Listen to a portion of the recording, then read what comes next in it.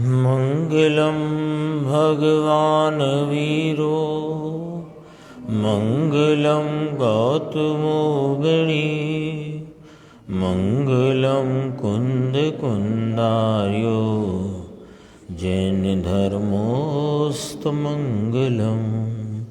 सर्वमंगलमांगल्यम सर्वकल्याणकारकं प्रधानं सर्वधर्माणां जैनं जैतशासनं। मैं नमो तीर्थनायक को, नमो ओंकार वाणी को, नमो उन कुंद प्रभु को जिन्होंने ओंकार धारण की। अहो उपकार जिनवर का, कुंद का दिव्य वाणी का, जिन कुंद ध्वनि दाता उनका हान स्वामी का। चिदानंदिक रूपाए जिनाए परमात्मने, परमात्म प्रकाशाए नित्यं सिद्धात्मने नमः।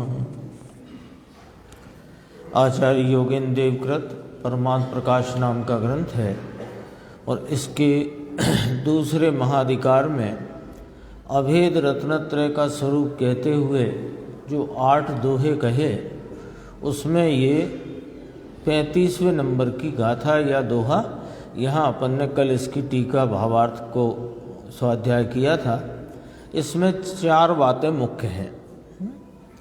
एक तो यहाँ दरअसल में तो ज्ञान उपयोग की व्याख्या है, तो उस ज्ञान उपयोग को बताने के लिए दर्शन की भी व्याख्या करी कि जो सामान्य को ग्रहण करे, विशेष को न जाने, उसे दर्शन कहते हैं, और जो वस्तु के विशेष वर्णन आकार इत्यादि को जाने उसे ज्ञान कहते हैं। एक ये व्याख्या करके फिर कहा कि जो इस आत्मा को जानने संबंधी जो दर्शन ज्ञान उपयोग का व्यापार है, तो वो जो उपदेश के द्वारा स्वरूप के निर्णयात्मक भूमिका वाला और उसके उपरांत होने वाली तत्व विचार की दशा, तो उसमें जो व्यवहार सम्यक ज्ञान है वह आत्म अनुभव की अपेक्षा और आत्म ध्यान की अपेक्षा प्रशंसा के योग्य नहीं है, तथापि वह प्रशंसा के लिए योग्य है प्रथम अवस्था में, ऐसा भगवान ने कहा। इतनी बात आई। अब बात यहाँ से दूसरी आई कि जब जीव अपने उपयोग को अपने चैतन्य परमात्मा को विषय बनाकर प्रवर्तित होता है, तो वहाँ दर्शन उपयोग पूर्वक ज्ञानोपयोग होता है, और उस ज्ञान उपयोग दशा में उसे अनुभव और प्रतीति तथा स्वरूप का ध्यान बरतता है। तो ध्यान में क्या होता है कि ध्यान कोई एक समय का नहीं होता। श्रद्धा तो एक समय में परिपूर्ण भाव को अहम रूपता से स्वीकार करती है, तथापि वह उपयोग वहाँ पर असंख्यात समय स्थिर होता है। तो वो जो ध्यान की दशा है, तो वहाँ दर्शनोपयोग भी चल रहा है और ज्ञानोपयोग भी चल रहा है और अनुभव चल रहा है, तभी तो ध्यान कहलाया। तो वहाँ जो दर्शन उपयोग है, वहाँ पर जो सामान्य अवलोकन है निज सत्ता का, इसमें पहली ही पंक्ति पूर्वोक्त सत्ता करके है, देखो अपन ने कहीं पढ़ी है, आएगी गुरुदेव के व्याख्यान में आएगी। पूर्वोक्त सत्ता, पूर्वोक्त सत्ता माने यह चैतन्य सत्ता, उसको विषय करके जो सामान्य अवलोकन है उसको उस ध्यान रूप अवस्था का सहकारी कारण गिनने में आया है। एक बात ये कही, यानी कितनी बात हुई कि दर्शन किसे कहना, ज्ञान किसे कहना। सामान्य अवलोकन वह दर्शन है, विशेष जानना वो ज्ञान है। ये दर्शन ज्ञान उपयोग रूपी व्यापार के द्वारा जो तत्व विचार में लगा हुआ जो उपयोग है वह प्रशंसनीय नहीं है। यद्यपि तथापि प्रथम भूमिका में, प्रथम अवस्था कौन सी कहलाई कि अनुभव के पहले की अवस्था, उसमें वह प्रशंसा के योग्य कहा व्यवहार से, और इस ज्ञान का नाम है व्यवहार सम्यक ज्ञान। पर ये व्यवहार नाम कब पाएगा कि जब आत्म अनुभव होगा तब नाम पाएगा। आई ना इतनी बात। तो फिर कहा कि ये जो दर्शन उपयोग है जो आपने पिछली गाथा में कहा था, तमणीय दंसण जोई 34 नंबर गाथा में, तब आपने निज दर्शन को दर्शन कहा था कि वह सम्यक दर्शन अभेद रत्नत्रय की व्याख्या के संदर्भ से कहा था। अब हमें इस गाथा में ज्ञानोपयोग की व्याख्या करना है। और ज्ञान कौन सा कि जो स्वरूप का अनुभव करता हुआ ज्ञान है, जो संशय विभ्रम विमोह से रहित ज्ञान है, जो अपने आत्मा को अनुभवता हुआ ज्ञान है, और जो ध्यान रूप परिणमता उपयोग है निरंतर वाला, उसकी बात करना है। अभेद रत्नत्रय लिया है ना, तो उस ज्ञान के पहले का तो वो प्रशंसा के योग्य नहीं, तथापि प्रशंसा के योग्य है, प्रथम माने पहले की भूमिका को देखकर।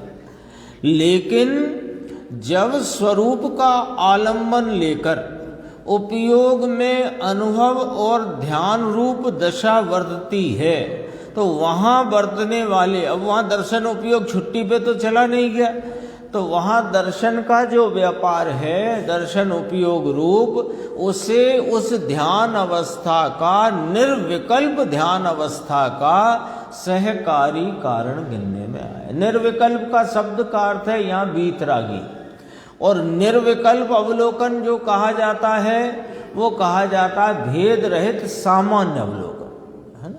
और जब दर्शन के साथ निर्विकल्प कहें तो ज्ञान सविकल्प लेना, भले वो भी वीतरागी हो।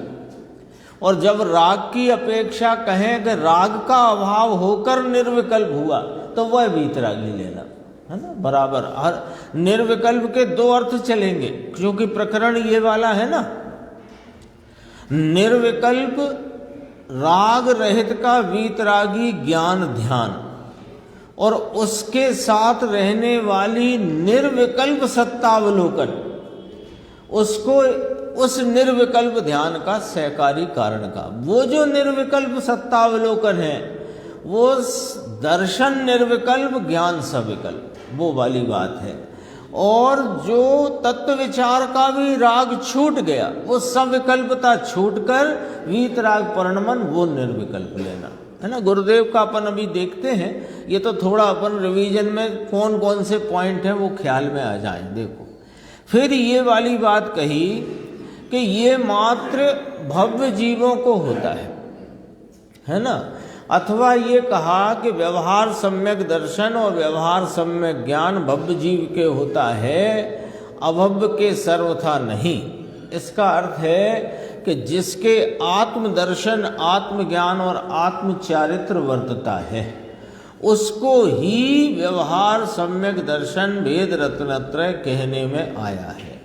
जिसको आत्मदर्शन नहीं, उसको भेद रत्नत्रय नाम ही नहीं, व्यवहाराभास है। ये बात भी गुरुदेव के व्याख्यान में आई थी।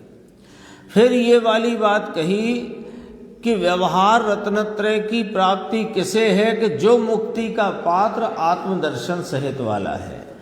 फिर अंत में कहा कि व्यवहार रत्नत्रय परंपरा से मोक्ष का कारण है और निश्चय रत्नत्रय साक्षात मुक्ति का कारण। इतना विषय इस 35 नंबर गाथा के भावार्थ टीका में समाहित किया गया है। अब अपन देखते हैं गुरुदेव का व्याख्यान। देखो पेज नंबर 537 हिंदी में, जो सामान्य को ग्रहण करे विशेष ना जाने वह दर्शन है। ठीक है, इसके नीचे आ जाते हैं। तथा जो वस्तु का विशेष वर्णन आकार जाने वह ज्ञान है। प्रत्येक चीज के भेदों को, रंग को, गंध को, गुण को, पर्याय को। अब इसमें सब पर विषय आ गए ना, ये व्याख्या में क्लियर हो गया। रंग को, गंध को, वर्ण को, तो ये तो कोई स्वयं विषय की बात नहीं है, इसमें सब सामान्य बात करी है ना। प्रत्येक चीज के भेदों को, रंग को, गंध को, गुण को, पर्याय के भेद जान कर जाने, उसका नाम ज्ञान है। यह दर्शन और ज्ञान यानी दर्शन उपयोग और ज्ञान उपयोग का व्याख्यान किया। यद्यपि वह व्यवहार सम्यक ज्ञान शुद्धात्मा की भावना के व्याख्यान के समय यानी आत्म अनुभव और आत्म ध्यान की व्याख्या करें तो उस समय यह प्रशंसा के योग्य नहीं है। अब आया देखो, आचार्य ने ये डाला सही ना, इसलिए टीकाकार को स्पष्टीकरण करना पड़ा। यद्यपि ये व्यवहार ज्ञान, कौन सा व्यवहार ज्ञान, कि पर पदार्थ आदि को सामान्य रूप से देखना। पहले देखे, अब यहाँ पर पदार्थ का अर्थ समझना थोड़ा सा। यहाँ पर पदार्थ का अर्थ जगत के ये जो पदगलादि पर पदार्थ नहीं कह रहे हैं मुख्यतया। यहाँ जो परलक्षी ज्ञान है आत्म तत्व संबंधी, क्योंकि व्यवहार सम्यक ज्ञान उसका नाम आएगा। व्यवहार सम्यक ज्ञान अन्य द्रव्यों को उसका ज्ञान है वहाँ पर, ऐसा नहीं कि नहीं है, क्योंकि जीवादि 6 द्रव्यों का ज्ञान है ना, और जीवादि 7 तत्वों का ज्ञान है, तो है तो सब, लेकिन मुख्यता क्या लेना कि आत्म संबंधी जो परलक्षी ज्ञान है उसको मुख्य लेना। तो कहा पर पदार्थ आदि को समान रूप से देखना, पहले देखे और फिर जाने, ऐसा यहाँ व्यवहार सम्यक ज्ञान शुद्धात्मा की भावना के व्याख्यान के समय यानी आत्मज्ञान, आत्म अनुभव, आत्म ध्यान के समय प्रशंसा के योग्य नहीं है। ऐसी व्याख्या अभी प्रशंसा योग्य नहीं है। क्या कहना है कि जब आत्म अनुभव और आत्म ध्यान की बात चले, वहाँ पर व्यवहार सम्यक ज्ञान की व्याख्या करना प्रशंसा के योग्य नहीं है, अथवा ये बहुत अच्छा था, वो ऐसी बात यहाँ करना योग्य नहीं है। क्योंकि अभी तो आत्मा के भावना की सम्यक दर्शन यानी सम्यक श्रद्धान, आत्म अनुभव, आत्म ध्यान की बात चलती है।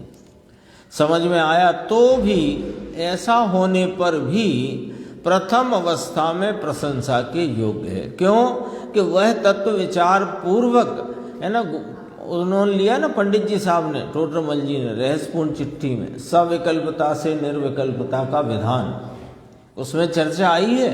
तो सविकल्पता वहाँ कौन सी लेना कि ये भगवान है, वो सिद्ध है, ये नहीं।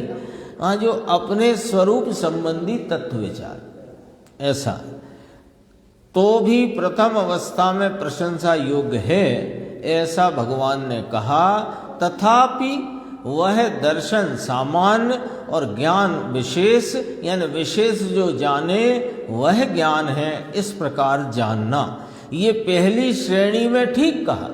दर्शन उपयोग क्या है, ज्ञान उपयोग क्या है। मैं दर्शन ज्ञान स्वरूपी हूँ, मेरा स्वरूप अवेद अखंड ध्रुव एक रूप रहने वाला सदृश पदार्थ है, ऐसा विचार में आता है।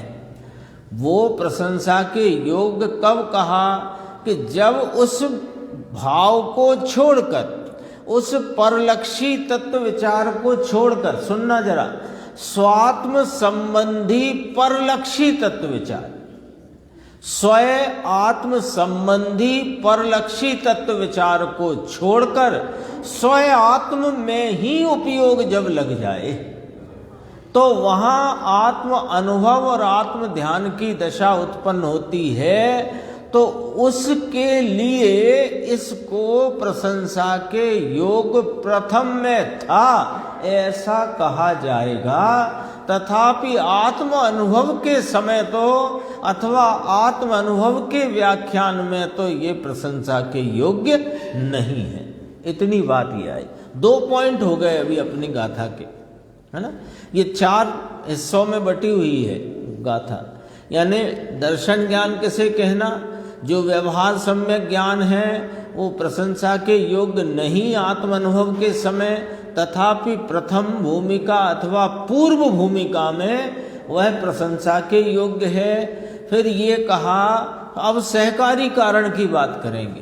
फिर ये सहकारी कारण किसको होता है वो बात करके फिर व्यवहार सम्यक ज्ञान निश्चय सम्यक ज्ञानी को ही होता है, अन्य को नहीं, ये वाली बात कहेंगे। फिर कहेंगे कि ये जो व्यवहार है वो परंपरा से मोक्ष का कारण है और साक्षात कारण तो निश्चय है। इतनी बात इस गाथा में समाहित है। बहुत विषय है, समझो। अभी 2 विषय अपने सामने स्पष्ट हुए। जानने के लिए ठीक है, देखो गुरुदेव की व्याख्या, उस व्याख्या का मर्म समझो। वह दर्शन सामान्य और विशेष ज्ञान, 6 द्रव्य 7 तत्व की वेद रूप श्रद्धा जानना है ना, और अपने स्वरूप का भेद रूपता से जानना, और ये सब जानना और अवलोकना, ये सब पूर्व भूमिका में ठीक कहा है। क्यों ठीक कहा? जानने के लिए ठीक कहा, क्योंकि ये भी यदि नहीं जानेगा तो स्वरूप का अनुभव किसके आधार से करेगा? पता ही नहीं कि जाना कहाँ है तो जाएगा कहाँ। ये वाला पता तो हो कि मुझे इस रास्ते जाना है, तो जिस रास्ते जाना है वो रास्ते का निर्णय करने रूप जो विचार है वो उससे थोड़ी कोई गंतव्य पर पहुंचता है, लेकिन गंतव्य पर जो पहुंचा है उसको वो जानने के लिए ठीक है। ये अर्थ है इसका। यहां बैठे बैठे सम्मेद शिखर जी का पूरा रोड मैप अपन ने देख लिया, तो उससे गंतव्य तक नहीं पहुंचा जाता, लेकिन गंतव्य पर अपन ने उस मार्ग को तय करते हुए जब गंतव्य पर पहुंचे तो ये कहा जाएगा कि वो नक्शा में जो रोड मैप जाना वो जानना ठीक है, जानने के लिए ठीक है। ये वाली बात यहां कही। अब अपन आगे आते हैं, देखो 539 पे। अब तीसरा पॉइंट आ गया। उस समय पूर्वोक्त सत्ता के अवलोकन रूप मन संबंधी निर्विकल्प दर्शन निश्चय चारित्र के बल से विकल्प रहित निज शुद्धात्मानुभूति के ध्यान से सहकारी कारण होता है। अब ये थोड़ा समझना है, इसकी व्याख्या गुरुदेव ने अच्छी स्पष्टता से की है, अपन देखेंगे। देखो उस समय माने जब आत्म अनुभव और प्रतीति तत्वार श्रद्धान हुए, तब उस समय आत्म अनुभव आनंद की अनुभूति के साथ वाला अनुभव, ठीक है। उस समय पूर्वोक्त सत्ता माने अपना स्वयं चैतन्य पदार्थ, सत्ता रूप है ना, उस सत्ता का अवलोकन रूप माने जानने रूप नहीं, देखने मात्र रूप, सामान्य अवलोकन रूप, ठीक है। मन संबंधी, मन के अवलंबन से अचक्षु दर्शन द्वारा, अब तो चर्चा हो गई ना अचक्षु दर्शन की विस्तार से, अचक्षु दर्शन द्वारा निर्विकल्प दर्शन। ये निर्विकल्प कौन सा है? दर्शन वाला सामान्य निर्विकल्प। और आगे जो आचार्य भगवान ने विकल्प रहित कहकर राग रहित कहा, बराबर ध्यान देना। पहले जो निर्विकल्प है वो वीतरागता को नहीं बताना है यहां पर। यहां निर्विकल्प दर्शन माने सामान्य अवलोकन। हाँ, और जब उस पूर्वक क्या हुआ कि ज्ञानोपयोग का स्वरूप का लक्ष्य हुआ, उसमें आत्मा के आनंद आदि भावों का अनुभव, श्रद्धा का परिणमन और उपयोग का ठहर जाना। फिर ठहरने के लिए कोई दोबारा नहीं बल लगता है। वो जो स्वरूप सत्ता के अचक्षु दर्शन, जो मन संबंधी अथवा मन के द्वारा होने वाले अचक्षु दर्शन से निज ज्ञायक सत्ता के सामान्य अवलोकन रूप निर्विकल्प दर्शन उपयोग के पश्चात जो ज्ञानोपयोग अपने चैतन्य आत्मा को लक्ष्य करता हुआ उसी पर्याय में आत्मा के आनंदादि भाव को अनुभवता हुआ और श्रद्धा भाव से परिणमता हुआ वहीं लीन हो जाता है। तो ध्यान शब्द आ गया इसमें, ठीक है। ये ऊपर की जो पंक्ति है ना बोल्ड अक्षर वाली यशवंत भाई, देखो, पूर्वोक्त सत्ता के अवलोकन रूप मन संबंधी निर्विकल्प दर्शन, ये है अचक्षु दर्शन। पूरा एक लाइन को अपन बोलेंगे स्वरूप का अचक्षु दर्शन, ठीक है। वह सहकारी कारण होता है। मन के द्वारा स्वरूप सत्ता का सामान्य अवलोकन रूप अचक्षु दर्शन वह सहकारी कारण होता है। किसका सहकारी कारण होता है कि निश्चय चारित्र के बल से विकल्प रहित निज शुद्धात्मानुभूति के ध्यान रूपता के क्रिया का भाव का कार्य का वह अचक्षु दर्शन सहकारी कारण कहा गया है। आ गई बात समझ में? ये तीसरा पॉइंट आ गया टीका में से, ठीक है। क्या कहते हैं? ये अवलोकन डाला, ऊपर लिखा ना निर्विकल्प दर्शन माने निर्विकल्प सत्तावलोकन, अवलोकन डाला, उसका जरा सार्थकपना बताते हैं। यद्यपि कि अनुभव ज्ञान करता है, आनंद आदि का वेदन ज्ञान में होता है, दर्शन में नहीं होता है। क्यों? कि आनंद विशेष है, वो विशेष को दर्शन नहीं ग्रहण करता, दर्शन तो सामान्य को ग्रहण करता है। और आनंद का, शांति का, वीतरागता का और अनंत गुणों की निर्मलता का जो प्रकटपना है वो विशेष है। उस विशेष को ज्ञान ग्रहण करता है, दर्शन ग्रहण नहीं करता है। तो फिर दर्शन का कुछ है कि नहीं साहब?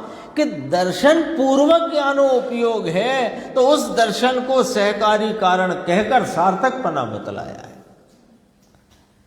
ये तो आचार्य भगवंतों की महती कृपा है हमारे ऊपर, जो इस ज्ञान दर्शन की प्रक्रिया, ये ज्ञान दर्शन का जो व्यापार, ज्ञान दर्शन का जो मैकेनिज्म है, जैसे कि ज्ञान दर्शन इसका चलता है, अनादि से परलक्षी चलता हुआ चार गति में घूम रहा है, और वह चार गति में भटकना रुककर स्वरूप संबंधी जब यह ज्ञान दर्शन का व्यापार परिणमता है, तो उस समय उसका मैकेनिज्म क्या है, कैसे परिणम जाता है, ये हमारे सामने समझो एक एनालिटिकल बहुत विस्तार करके सारी चर्चा सामने रखती है। देखो, अवलोकन डाला, उसका जरा सार्थकपना बताते हैं।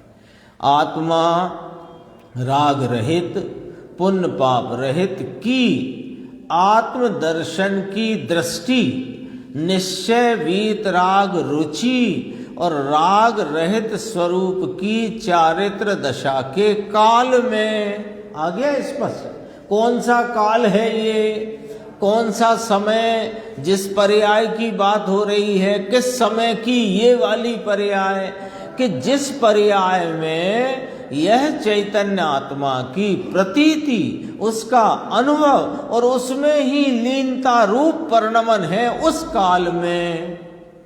ख्याल में आई बात? चारित्र दशा के काल में मन से अवलोकन। देखो, अब जरा थोड़ा सा बारीकी से समझोगे तो बात समझ में आ जाएगी। जब पूर्व में स्वरूप अनुभव नहीं था, तब बिल्कुल एकदम थोड़ा विचार, थोड़ा एकदम क्या कहें, थोड़ी कोशिश करना, बस यही कह रहे हैं। देखो, पहले स्वरूप अनुभव नहीं था, लेकिन स्वरूप अनुभव का उद्यमवंत है, तो वह पहले तत्व विचार करता है। तो तत्व विचार भी काय में करेगा कि ज्ञान में, ठीक है। तो ज्ञान कैसे परिणमेगा कि दर्शन पूर्वक। तो अपने दर्शन ज्ञान के व्यापार में, दर्शन ज्ञान के व्यापार में जो तत्व विचार रूपी यथार्थ निर्णय किया है, तत्व विचार पूर्वक जो स्वरूप का निर्णय और स्वरूप की तरफ झुक गया, झुकने लगा है, झुक गया नहीं, झुकने लगा है, वो झुकता हुआ ज्ञान, स्वरूप को की तरफ झुकता हुआ ज्ञान, वहां दर्शन उपयोग ज्ञानोपयोग दोनों ही चलेंगे, दोनों ही चल रहे हैं। उसको व्यवहार सम्यक ज्ञान नाम दिया। वो प्रशंसा के योग्य नहीं है आत्म अनुभूति के काल में, तथापि आत्म अनुभूति हुई है तो उस पूर्व की भूमिका में वह प्रशंसा के योग्य है। इतनी बात कह करके उस दर्शन ज्ञान उपयोग को अलग कर दिया, अलग कर दिया, ठीक है। अब क्या हुआ, अब देखना बिल्कुल प्रैक्टिकल चल रहा है अपने सामने। तत्व विचार के द्वारा स्वरूप की तरफ झुकता हुआ दर्शन ज्ञान, दर्शन ज्ञान, दर्शन ज्ञान का व्यापार चल रहा है, क्योंकि दर्शन उपयोग पूर्वक ज्ञानोपयोग है ना। तो इस प्रकार चलता हुआ व्यापार, उसमें से वो उपयोग ने बहिर्मुखता छोड़ दी, बहिर्मुखता छोड़ दी और स्वसन्मुख हुआ। तो स्वसन्मुख हुआ तो पहले अचक्षु दर्शन हुआ स्वसन्मुखता में।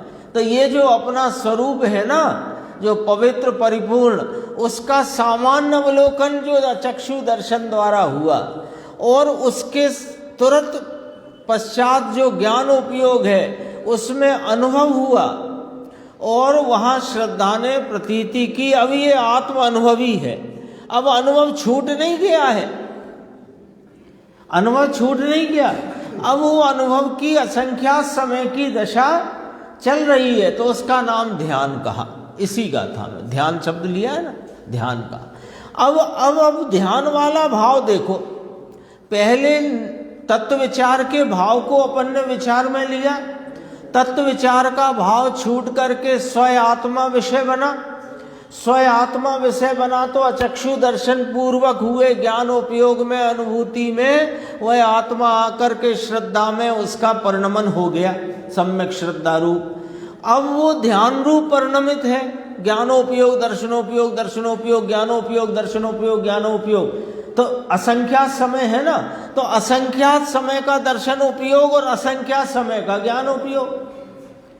तो जो ज्ञान उपयोग यहीं जमा है, उस समय भी दर्शन ज्ञान, दर्शन ज्ञान, दर्शन ज्ञान। तो जो दर्शन में स्वयं का सामान्य अवलोकन और उसी के पश्चात होते ज्ञान में होता हुआ आत्मा का अनुभव, तो आत्मा का अनुभव के काल में जो दर्शन उपयोग है वो सहकारी कारण है। मैंने कहा था थोड़ी सी बारीक बात है, क्योंकि देखो इसका लॉजिक समझना, लॉजिक बहुत सरल है कि जिस समय स्वरूप को जानने रूपता से जो ज्ञान अपनी आत्मा की अनुभव दशा में पड़ा हुआ वर्त रहा है, यानी उसको ही विषय करके वर्त रहा है, उस समय दर्शन उपयोग कुछ करेगा कि नहीं करेगा? करेगा ना। दर्शन उपयोग छुट्टी पे नहीं जाएगा, क्योंकि दर्शन अलग गुण है, ज्ञान अलग गुण है, प्रत्येक गुण का प्रत्येक समय में परिणाम होता है। तो दर्शन गुण का क्या कार्य चल रहा है कि उसी विषय को, बस दर्शन उपयोग का विषय नहीं बदल रहा और ज्ञान उपयोग का विषय नहीं बदल रहा, तब तो ध्यान कहलाया। दर्शन उपयोग का विषय नहीं बदला, ज्ञान उपयोग का विषय नहीं बदला, तब तो ध्यान कहलाया। दर्शन उपयोग विषय बदल ले तो ज्ञान भी पीछे चल देगा उसके और ध्यान टूट जाएगा। समझ में आई बात? यदि दर्शन उपयोग दूसरी सत्ता के अवलोकन में चला गया तो ज्ञान उस विषय को ग्रहण कर लेगा तो ध्यान टूट जाएगा। तो वो ध्यान की दशा में वो दर्शन उपयोग इसी को सामान्य रूप से अवलोकता हुआ है और ज्ञान उसी को विशेष रूप से अनुभवता हुआ है, तो उस चक्षु दर्शन रूपी दर्शन उपयोग को उस ध्यान दशा का सहकारी कारण कहने में आया। कितनी बारीक बात है ये, बहुत सूक्ष्म बात है। ये तो पूरा समझो, पूरा का पूरा मैकेनिज्म समझो ऐसे हथेली पे रख करके बता दिया, शब्दों में बता पाना कठिन काम है। तो भी आचार्य परमात्माओं का और गुरुदेव श्री का कोई महा उपकार है, जो बात शब्दों में नहीं आ सकती वो शब्दों में डाली है। ऐसे ही नहीं गुरुदेव कहते हम उन्हें, गुरुदेव कहलाने के लिए कोई वजन होना चाहिए, गुरु होना चाहिए। गुरुदेव के लिए गुरु है ना, गुरु होना चाहिए। हाँ। और बात वो बताए जिससे इस जीव का हित हो जाए। गुरु यदि मार्ग ही ना दिखाए तो काय का गुरु, मार्ग दिखाए वो गुरु है। सच में बहुत अंदर में ऐसा लगता है कि ये न मिलते अपने को, तो अपने को जाना ही पड़ता आलू प्याज में। सच कह रहे हैं हम। देखो, राग रहित स्वरूप की चारित दशा के काल में मन से अवलोकन, ऐसा जो अचक्षु दर्शन, उसे सहकारी कारण रूप से गिनकर यहाँ सामान्य अवलोकन कहा गया है। जितना कोशिश कर सकते थे अपन विचार करने की, समझने समझाने की, उतनी अपन ने की। गुरुदेव श्री की व्याख्या के आधार से और थोड़ी व्याख्या देखेंगे और स्पष्टता होगी। देखो दर्शन अलग गुण है, ज्ञान अलग गुण है।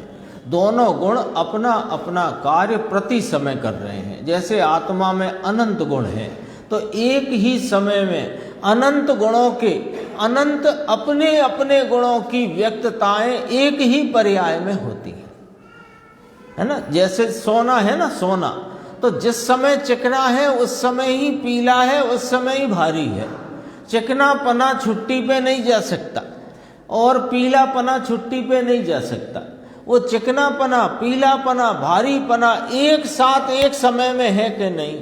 ऐसे ही इसका दर्शन गुण, इसका ज्ञान गुण और भी अनंत गुण, प्रत्येक गुण का प्रत्येक समय में कार्य जरूर है। गुण कहते ही उसे हैं जिसकी कोई ना कोई हीन हो के अधिक हो, व्यक्त दशा अवश्य होती है, नहीं तो वो गुण नहीं। गुण कहते ही जो वस्तु के साथ त्रिकाल रहता। गुण की व्याख्या सुन लो। जो वस्तु के साथ, वस्तु में, वस्तु के स्वभाव रूप से त्रिकाल रहता है एक, उस गुण की प्रत्येक समय में कोई ना कोई व्यक्त अवस्था अवश्य होती है, जिसे पर्याय कहते हैं। तीसरी बात, गुण गुण के आश्रय से नहीं होता। गुण की व्याख्या है ये। गुण उसे कहते हैं जो अन्य गुण के आश्रय से नहीं होता। गुण द्रव्य के आश्रय से होता है। तो अब द्रव्य खड़ा हुआ आकर के सामने। गुण की तीन बातें आ गई। गुण द्रव्य में स्वभाव रूप से त्रिकाल रहते हैं। गुण की तीनों काल प्रत्येक समय में कोई ना कोई वर्तमानहीन हो, अधिक हो, अवस्था व्यक्त जरूर होती है। और गुण गुण के आश्रय नहीं होते, गुण द्रव्य के आश्रय होते। तीन बातों से गुण की व्याख्या अपने को समझ। तो अब ये दर्शन गुण है, तो ये क्या करेगा आप बताओ। ज्ञान तो अपने चैतन्य स्वभाव में तल्लीन हो गया है, उसने तो एक विषय को पकड़ लिया। ध्यान कहते किसे, ध्यान की परिभाषा कि एक ही विषय को निरंतर जानने की क्रिया को ध्यान कहते हैं। तो अब ज्ञान तो एक ही विषय को जानने में लग पड़ा है, वो तो एक ही विषय को जान रहा है। तो दर्शन क्या कर रहा है, दर्शन उसी विषय को सामान्य अवलोक रहा है। यदि दर्शन विषय बदल दे तो ज्ञान विषय बदल देगा। हाँ,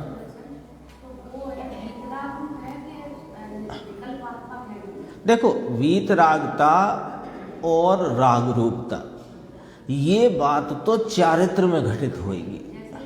परिणति में यदि अपन गिने तो वीतराग है, परिणति वीतराग। दर्शन का काम सामान्य अवलोकना, ज्ञान का काम शांति आनंद आदि भावों को वेदना, चारित्र का काम राग रहित परिणमित होना शांति रूपता से।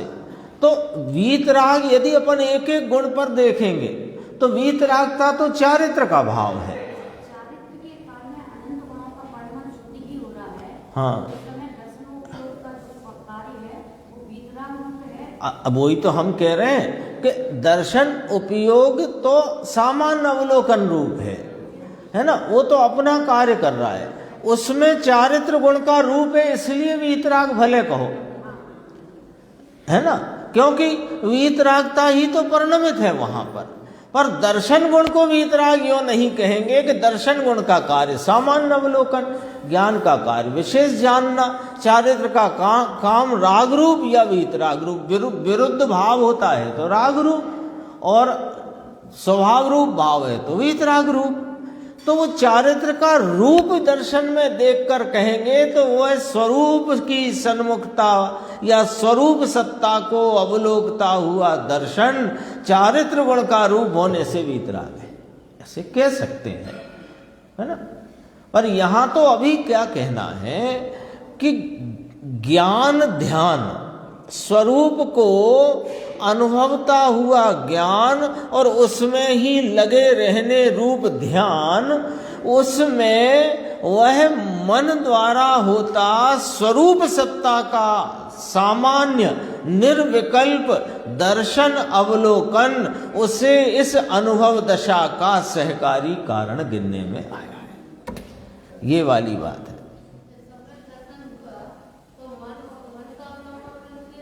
मन का अवलंबन छूट जाएगा क्योंकि मन का विषय आत्मा नहीं है। हाँ, तब भी मन का अवलंबन नहीं है,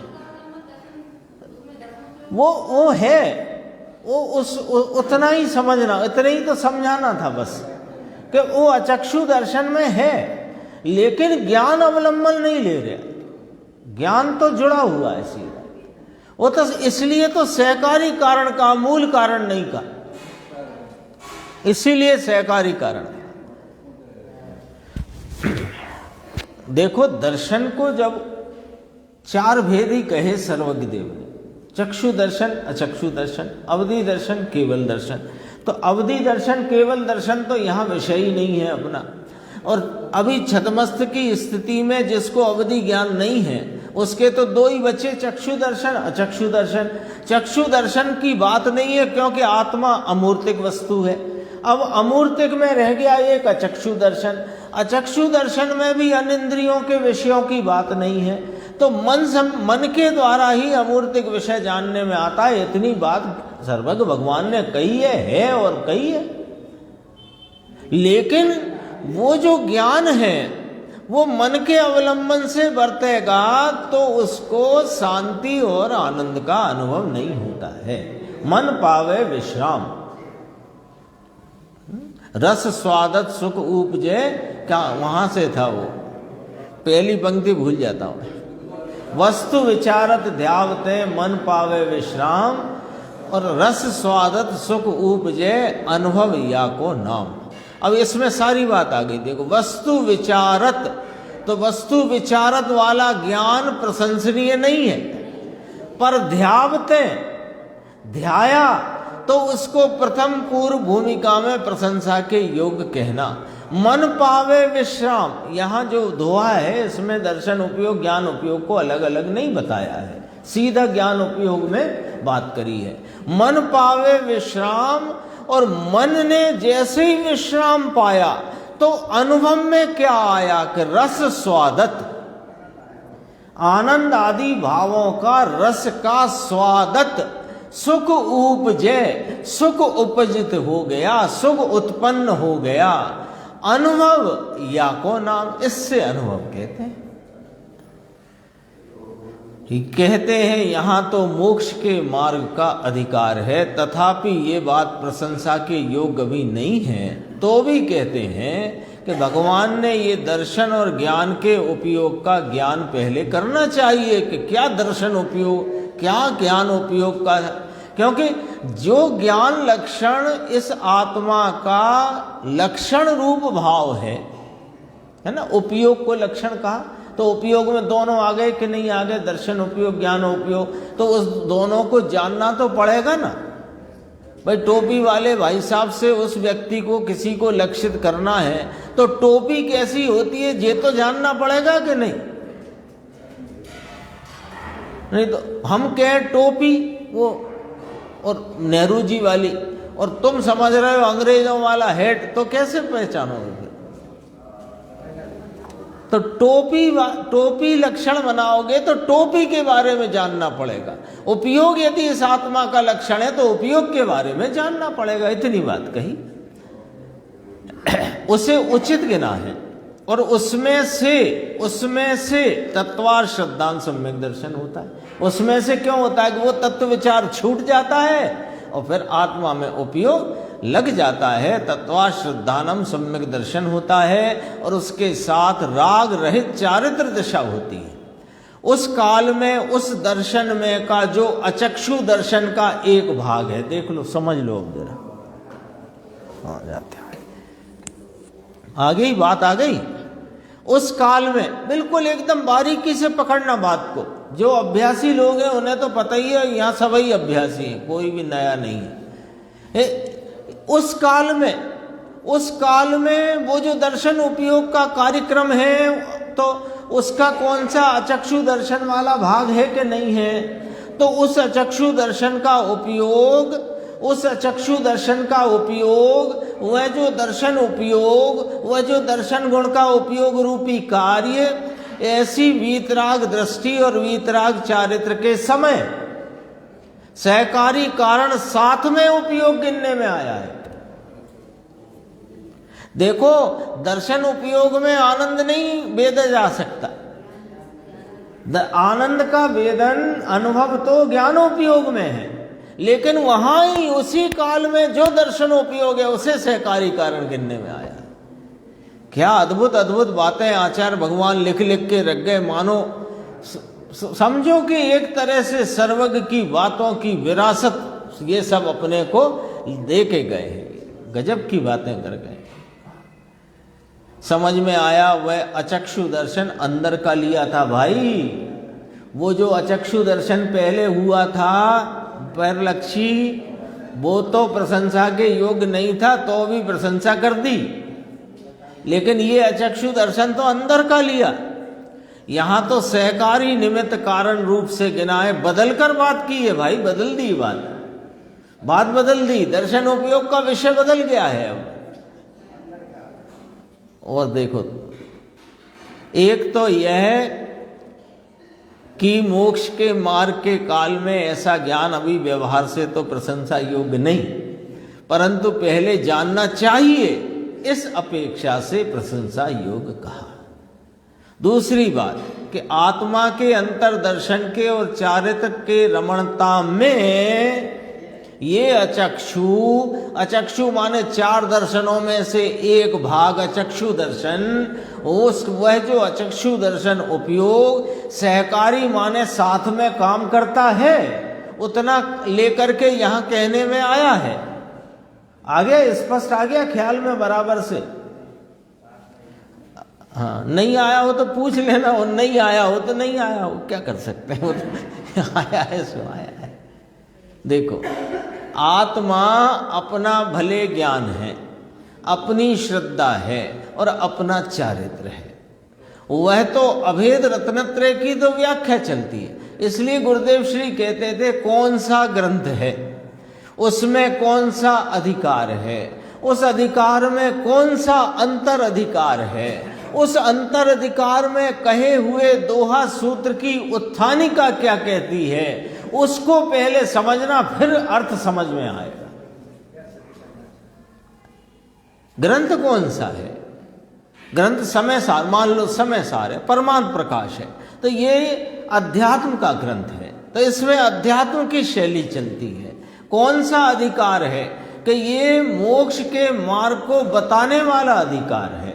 मोक्ष के मार्ग में बताने वाला अभेद रत्नत्रय की व्याख्या का अधिकार है, और उस अभेद रत्नत्रय की व्याख्या में दर्शन उपयोग और ज्ञान उपयोग की व्याख्या चलती है। ये पहले ख्याल में रहना चाहिए ना, तब अपन को समझ में आएगा ये।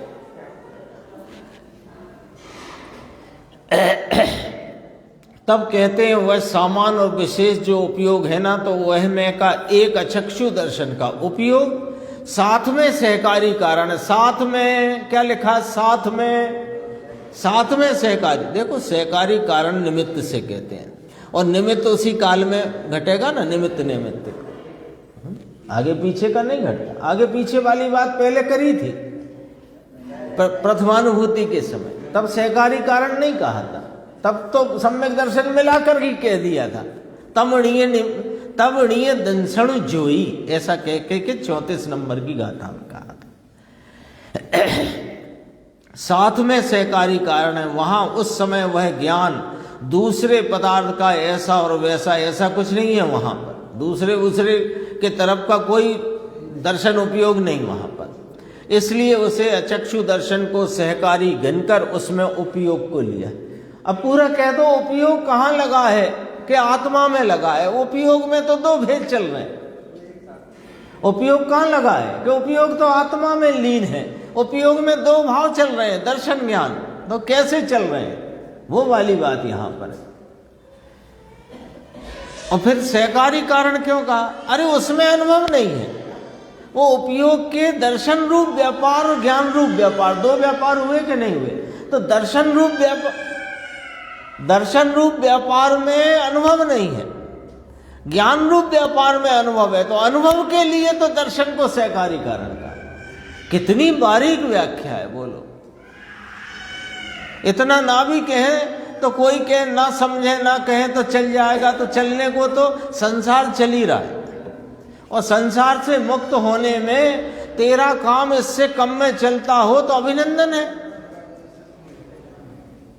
और इससे चल जाए तो भी अभिनंदन है, और तुस्मास भिन्नम से हो जाए तो अभिनंदन है। उसमें क्या दिक्कत है? काम तो अपना होना चाहिए, स्वरूप का अनुभव होकर के उसकी प्रतीति, अनुभव और उसका एकाग्रता का परिणमन होना चाहिए। मूल बात ये है। देखो, ये छद्मस्त की बात ली है, केवल की ये बात नहीं है। केवल ज्ञान में उपयोग दो अलग अलग नहीं है, एक साथ अक्रम रूप से वर्तते हैं। इसके लिए प्रवचनसार के ज्ञान अधिकार, जो ज्ञान तत्व प्रज्ञापन है, वहां अच्छे से चर्चा है। नियम सार में भी है। बात कठिन भाई, बहुत सूक्ष्म। ये तो ज्ञान की लीला है, ज्ञान की लीला। बहुत प्रकार से जो विधि है ना, उसे जो मिलती है उसके प्रकार से समझाते हैं। आचार्य योगेंद्र देव, ब्रह्मदेव सूरी, गुरुदेव श्री, इनने वो विधि प्राप्त की, उस विधि से आत्मा का अनुभव किया है, तो उस विधि को अपने को यहाँ पर समझाते हैं। इसे अभ्यास होता नहीं तो कठिन लगे, तो इससे कठिन लग रही है तो ये बात छोड़ दें क्या? छोड़ देंगे क्या? नहीं, छोड़ देना प्रश्नवाचक है ना, छोड़ना नहीं है। इसलिए व्यवहार सम्यक दर्शन और व्यवहार सम्यक ज्ञान। अब अगला पॉइंट आ गया, सहकारी कारण वाली बात हो गई, अब अगला पॉइंट आ गया। क्या कहा? इसलिए क्यों रखा यहां पर? क्योंकि वो जो प्रशंसनीय नहीं है तथापि प्रशंसा की, ऐसा जो व्यवहार सम्यक दर्शन ज्ञान, जो भेद रत्नत्रय का भाव, वो जब स्वरूप का अनुभव, प्रतीति और लीनता हो तो उसको भी उसमें व्यवहार नाम प्राप्त होता है। इसलिए जब व्यवहार नाम प्राप्त होता है तभी तो व्यवहार उसको कहलाएगा। इसलिए व्यवहार सम्यक दर्शन और व्यवहार सम्यक ज्ञान भव्य जीव के ही होता है। यहाँ भव्य और अभव्य दो शब्द का प्रयोग है, वो एक दृष्टांत के रूप में समझना। यानी जिसने अपने स्वरूप को प्राप्त कर लिया है वो तो स्पष्ट ही भव्य है, और जो स्वरूप से वंचित है उसके लिए यहाँ अभव्य का दृष्टांत दिया, क्योंकि अभव्य सदैव वंचित रहेगा। इसलिए तो भव अभव्य से यहाँ समझना कि जो अपने स्वरूप के अनुभवी अभेद रत्नत्रय में परिणमित हैं उन्हें यहाँ भव्य कहा, और जिनको अभेद रत्नत्रय परिणमित नहीं हुआ है वो अभव्य दृष्टांत रूप से कहा, क्योंकि अभव्य को होता नहीं है अभेद रत्नत्रय का परिणमन। तो अभेद रत्नत्रय नहीं होता तो उसको भेद रत्नत्रय भी नहीं होता। ये वाली बात इस पॉइंट में कहना है। सच्चा तत्वार श्रद्धान, सच्चा निश्चय सम्यक दर्शन वह भव्य को ही होता है, और अभव्य को भी निश्चय सम्यक दर्शन नहीं, इसलिए व्यवहार सम्यक दर्शन नहीं है। अभव्य के सर्वथा नहीं, व्यवहार सम्यक दर्शन और व्यवहार ज्ञान भी नहीं। लो 11 अंग 9 पूर्व का पाठी, उसे व्यवहार ज्ञान नहीं। लो ये कहना है। क्या कहना है यहाँ पर? 11 अंग 9 पूर्व का पाठी, उसे व्यवहार ज्ञान भी नहीं। निश्चय ज्ञान तो है ही नहीं, पेने जातम ज्ञान बिना सुख लेस न पायो, पर उसे निश्चय तो नहीं, व्यवहार भी नहीं है, ये कहना है यहाँ। और तुष्मास भिन्नम वाले शुभ भूति मुनिराज को निश्चय भी है और व्यवहार भी है, ऐसा क्या? क्योंकि अभव्य जीव मुक्ति का पात्र नहीं है। अभव्य जीव तो मुक्ति के योग्य ही नहीं है। जो मुक्ति का पात्र होता है उसी के व्यवहार रत्नत्रय की प्राप्ति होती है। ये समझना जरा बात को। यहाँ बात थोड़ी सी दृष्टांत रूप से ली। मुक्ति का पात्र यहाँ किसको गिना कि जिसको आत्म अनुभव हुआ वो मुक्ति का पात्र है। जिसे आत्म अनुभव नहीं वो अभी मुक्ति का पात्र नहीं। भले वो केवल ज्ञान के ज्ञान में, केवल ज्ञानी के ज्ञान में वो भले भव्य रूप से जाना गया हो, लेकिन अभी नहीं। अभव्य समान क्या कहें, कहना अच्छा भी नहीं लगेगा, लेकिन जैसे अभव्य को नहीं है ऐसे इसको नहीं है अभी, बस ऐसे के समझ। जैसे अभव्य को तो होगा ही नहीं, ये गारंटी है, इसको अभी है नहीं, इतनी बात है। इसलिए अभव्य का दृष्टांत लिया, क्योंकि अभव्य कहकर के आप खुद ही समझ जाओगे इसके नहीं है ऐसा। जिसे आत्मदर्शन ज्ञान चारित्र होता है, जैसे आत्मदर्शन, आत्मज्ञान, आत्मचारित्र, स्वरूप लीनता, स्वरूप का अनुभव, आनंद का अनुभव होता है, उसे व्यवहार दर्शन आदि होते हैं। और जिसे निश्चय नहीं हो उसे नहीं होते। अर्थात व्यवहार दर्शन और ज्ञान अभव्य को गिनने में नहीं आया, अथवा तो सरल भाषा में समझना हो तो मिथ्या दृष्टि को गिनने में नहीं आया। व्यवहार दर्शन, व्यवहार ज्ञान। अचक्षु दर्शन का उपयोग अभव्य को है, परंतु उसे तो तत्व श्रद्धान आदि जो है वो निश्चय व्यवहार एक भी नहीं है, इसलिए अचक्षु दर्शन का उपयोग उसे सहकारी कारण नहीं है। पूर्व की बात को भी यह मिलाया। सहकारी किसे कहा? जिसे निश्चय सम्यक दर्शन ज्ञान चारित्र है उसे ऐसे अचक्षु दर्शन को सहकारी कहा है। इसे तो ये एक भी नहीं, इसलिए इसे सहकारी कारण भी ये नहीं है। सहकारी अर्थात कि निश्चय मोक्ष मार्ग नहीं तो व्यवहारी सहकारी मोक्ष मार्ग भी नहीं, क्योंकि जब तू मोक्ष मार्ग में नहीं चल रहा तो सहकारी किसे कहें? सहकारी तो कोई सहकारी कार्य तो हो रहा हो उसका सहकारी कहे, कार्य ही नहीं है। उस अचक्षु दर्शन को सहकारी कारण कहा ना, साथ में ये व्यवहार रत्नत्रय सहकारी कारण, ये भी एक सहकारी कारण कहलाता है। व्यवहार रत्नत्रय ये किसको कहलाएगा? तो जिसे निश्चय रत्नत्रय है उसको ही। जैसे आत्मा का निश्चय सम्यक दर्शन ज्ञान चारित्र वर्तता है, उसे अचक्षु दर्शन का उपयोग सहकारी कहा जाता है। परंतु जिसे निश्चय सम्यक दर्शन आदि नहीं, उसे अचक्षु दर्शन सहकारी नहीं, यानी व्यवहार रत्नत्रय भी साथ में नहीं है, तो उसे व्यवहार रत्नत्रय भी कहने में नहीं आता। मैं थोड़ी जल्दी में आ गया हूँ, समय कम है और थोड़ा सा विषय शेष है, और आगे जो 36 गाथा वो बड़ी लंबी टीका है उसकी। द्रव्यलिंगी को बाह्य वेश है, नग्न मुनि है, व्यवहाराभास है, व्यवहार नहीं है, उसको नोट कर लिया जाए। द्रव्यलिंगी मुनि को जिसे आत्मज्ञान नहीं, आत्म अनुभव नहीं, उसको जितना भी ये व्यवहार कहा जा रहा होए वो व्यवहाराभास है, व्यवहार नहीं है। व्यवहार कहलाता है सही, परंतु वह व्यवहाराभास है।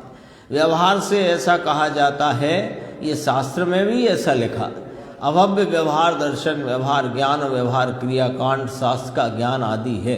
अरे अभव्य को गिनाया, क्यों गिनाया? कि जैसा शास्त्र में सच्चे वीतरागी मुनियों को होता है बाह्य व्यवहार, वैसा इसको है, बस ये बताने को व्यवहाराभास है वो।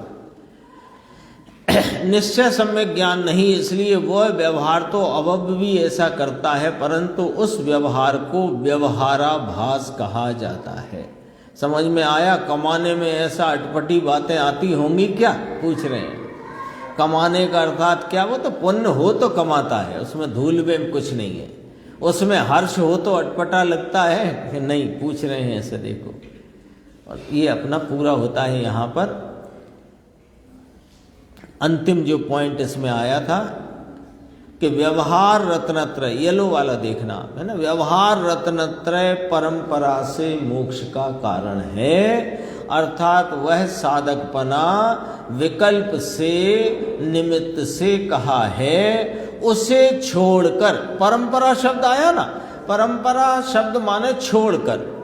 और इसका सबसे अच्छा उदाहरण है, ऊपर की वेदी पे दर्शन करने जाओगे तो सीढ़ियां परंपरा कारण है, तो छोड़ के जाओगे कि सीढ़ियों पे रहकर दर्शन करते, छोड़कर। तो वह जो व्यवहार रत्नत्रय रूपी विकल्पात्मक भाव है, उसे छोड़कर स्वरूप में स्थिर होगा, इस अपेक्षा से उसे परंपरा मोक्ष का कारण कहने में आया है। और निश्चय रत्नत्रय साक्षात मुक्ति का कारण है, ऐसा तात्पर्य हुआ। यहाँ तक अपनी ये 35 नंबर गाथा की चर्चा आई। आगे की चर्चा अपन अगली स्वाध्याय